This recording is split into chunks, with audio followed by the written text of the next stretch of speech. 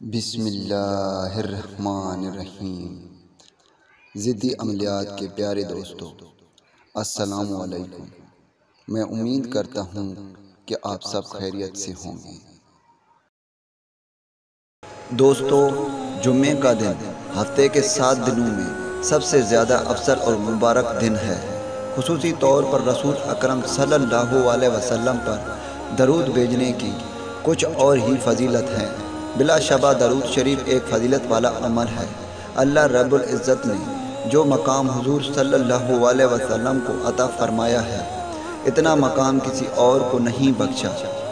اللہ تعالیٰ نے جہاں پر آپ صلی اللہ علیہ وسلم کو اور خصوصیات سے نوازے ہیں، پر ایک خاصیت جو صرف آپ صلی اللہ علیہ وسلم کے ساتھ ہی خاص ہے، وہ ہے درود شریف۔ درود شریف ایک سلام ہے جو حضور صلی اللہ علیہ وسلم کی خدمت میں پیش کیا جاتا ہے، اور اس کے بے بہا فوائد ہیں، جس سے دنیا و آخرت کی بھلائی اور کامرانی ممکن ہے۔ درود شریف ایک دعا بھی ہے جس سے اللہ کے پیارے رسول اللہ صلی اللہ علیہ وسلم پر رحمت طلب کی جاتی ہے اور سلامتی بھی طلب کی جاتی ہے۔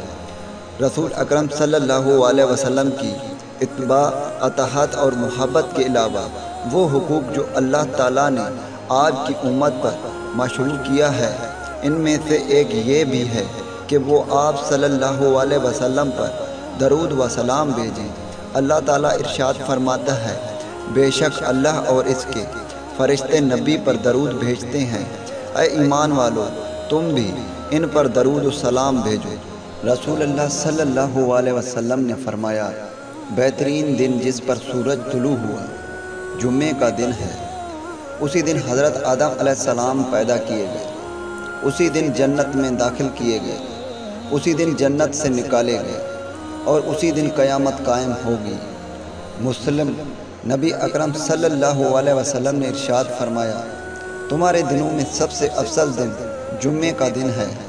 اس دن کثرت سے درود پڑھا کرو، کیونکہ تمہارا درود مجھے پہنچایا جاتا ہے۔ ایک اور حدیث میں ہے، نبی اکرم صلی اللہ علیہ وسلم نے ارشاد فرمایا، جمعے کے دن اور جمعے کی رات کثرت سے درود پڑھا کرو۔ جو ایسا کرے گا تو میں قیامت کے دن اس کی شفاعت کروں گا۔ سیدنا عبداللہ بن مسعود سے مروی ہے کہ رسول اکرم صلی اللہ علیہ وسلم نے فرمایا، قیامت کے دن سب سے زیادہ مجھ سے قریب وہ لوگ ہوں گے جو سب سے زیادہ مجھ پر درود بھیجتے ہیں۔ ایک سائل حضرت علی کے پاس آیا اور عرض کی کہ مجھے کچھ دیجیے، میں تنگ دست ہوں۔ حضرت علی کے پاس اس وقت دینے کے لیے کوئی چیز نہ تھی۔ آپ نے 10 بار درود پڑھ کر سائل کی ہتھیلی پر پھونک مار کر فرمایا، ہتھیلی بند کر دو۔ سائل نے باہر جا کر جب ہتھیلی کھولی تو سونے کے دیناروں سے بھری پڑی تھی۔ سیدنا ابو زہریہ کہتے ہیں، رسول اکرم صلی اللہ علیہ وسلم نے فرمایا، میری قبر کو عبادت گاہ نہ بناؤ اور مجھ پر درود بھیجو، بلا شبہ تمہارا درود مجھ تک پہنچتا ہے، چاہے تم جہاں رہو۔ سیدنا علی بن ابی طالب سے روایت ہے کہ رسول اکرم صلی اللہ علیہ وسلم نے فرمایا، حقیقی معنوں میں بخیل وہ شخص ہے جس کے پاس میرے نام کا تذکرہ ہوا لیکن اس نے مجھ پر درود نہیں بھیجا۔ حضرت عبداللہ بن مسعود رضی اللہ تعالیٰ عنہ سے روایت ہے کہ رسول اللہ صلی اللہ علیہ وسلم نے فرمایا، جو شخص مجھ پر باکثرت درود شریف پڑھتا ہے، قیامت کے روز سب سے زیادہ میرے قریب ہوگا۔ اس لیے ہر مسلمان کے لیے ضروری ہے کہ وہ رسول اکرم صلی اللہ علیہ وسلم کا نام مبارک سن کر کم از کم صلی اللہ علیہ وسلم کہے۔ مشکل جو سر پر آ پڑی تیرے ہی نام سے ٹلی، مشکل کشا ہے تیرا نام، تجھ پر لاکھوں درود و سلام۔